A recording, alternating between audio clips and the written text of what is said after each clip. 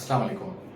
आज जिस टॉपिक पे मैं बात करने लगा हूँ बहुत ही इम्पोर्टेंट टॉपिक है और ऐसे पेशेंट्स होते हैं जिनको इसके बारे में बिल्कुल नो हाउ नहीं होती। इसीलिए मैं ये टॉपिक डिस्कस करने लगा हूँ जो कि है स्टीरॉयड इंजेक्शंस के बारे में। अब स्टीरॉयड इंजेक्शंस जो हैं वो स्पेशली हमारे पाकिस्तान में बहुत ही कॉमन हैं। इसलिए कॉमन है क्योंकि लोगों को इसके बारे में पता नहीं होता, इसके साइड इफ़ेक्ट्स के बारे में पता नहीं होता।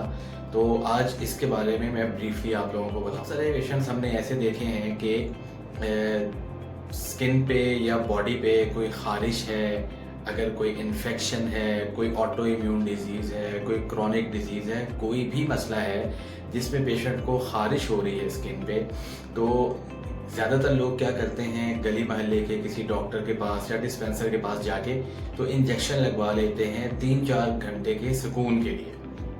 अब जो वो 3-4 घंटे का आपको रिलीफ मिलता है या सुकून आ जाता है ख़ारिश से, वो बिल्कुल भी फ़ायदा नहीं देगा। क्यों? क्योंकि जो स्टीरॉयड के इंजेक्शंस हैं उनसे क्या होता है कि जो आपका मसला है, मेन जो बीमारी चल रही है वो अंदर चलती रहती है और आपको ऊपर से फीलिंग ऑफ वेल बीइंग मिल जाती है कि जी हमारी तो ख़ारिश बेहतर हो गई है।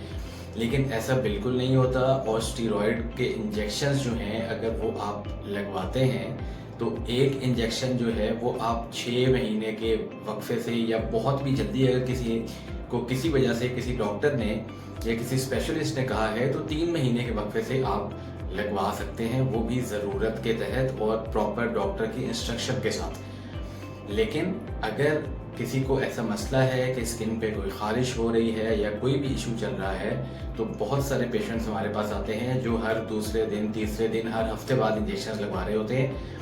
तो आज का जो बात करने का मकसद है वो ये है कि आप लोगों को मैं साइड इफ़ेक्ट्स बताऊँ।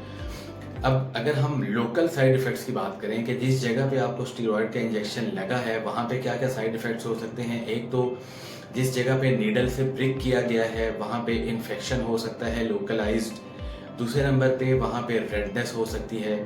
तीसरे नंबर पे बहुत ही कॉमन देखा गया है कि उस जगह पे जब स्टीरॉयड का इंजेक्शन लगता है अगर मसल में लगा है तो वहाँ पे एक डेंट सा पड़ जाता है और वो डेंट जो है वो ज़िंदगी भर वहाँ से जाएगा नहीं। कोई थोड़ा बहुत कुछ सालों में अगर इम्प्रूव भी होगा तो वो सारी ज़िंदगी वहाँ पे रह सकता है और बहुत ही जो है खौफनाक किस्म के साइड इफ़ेक्ट्स आ जाते हैं उस पर्टिकुलर एरिया पे। अब अगर हम लोग बात कर लें कि पूरी बॉडी पे ये बार बार स्टीरॉयड के इंजेक्शन लगवाने के क्या साइड इफ़ेक्ट्स आते हैं, तो अगर बच्चों की बात करें, बच्चों में जो ग्रोथ हार्मोन्स हैं वो सप्रेस होना शुरू हो जाते हैं, बच्चों की ग्रोथ में फ़र्क आना शुरू हो जाता है, बच्चों की जो हड्डियों की ग्रोथ है उसका इशू स्टार्ट हो जाता है। उसके अलावा बहुत सारे हार्मोनल इश्यूज़ हो जाते हैं। अगर फीमेल्स की बात कर लें, फीमेल्स में हार्मोनल इश्यूज़ हो जाते हैं और उसके अलावा अगर फीमेल्स की जैसे हम बात कर रहे हैं तो फीमेल्स के फेस पे हेयर ग्रोथ होना शुरू हो जाती है, स्किन थिनिंग हो सकती है स्टीरॉयड के इंजेक्शंस की वजह से। और अगर हम लोग बहुत क्रॉनिक इसके साइड इफ़ेक्ट्स की बात करें तो उसमें जिन पेशेंट्स को शुगर नहीं है, अगर कोई पेशेंट प्री डायबिटिक है तो उसको शुगर हो सकती है। अगर कोई डायबिटिक पेशेंट है तो उसकी शुगर बढ़ सकती है। कोई हाइपरटेंसिव पेशेंट है लेकिन उसका ब्लड प्रेशर कंट्रोल्ड रहता है तो स्टीरॉयड के इंजेक्शन से या स्टीरॉयड लेने से उसका ब्लड प्रेशर रेज हो सकता है। तो बहुत सारे कॉजेज़ और बहुत सारे साइड इफ़ेक्ट्स ऐसे हैं स्टीरॉयड इंजेक्शंस के जो कि लोगों को पता नहीं होते और लोग इंजेक्शन लगवा रहे होते हैं। तो आज की वीडियो का मकसद ये था कि मैं आप लोगों को कुछ आगाह करूं कि आप लोगों को अगर कोई भी ऐसा इशू हो रहा है स्किन पे तो अपने किसी कंसर्न डर्मेटोलॉजिस्ट को दिखा लें, स्किन स्पेशलिस्ट को दिखाने के बाद उसका कोई ट्रीटमेंट स्टार्ट करें।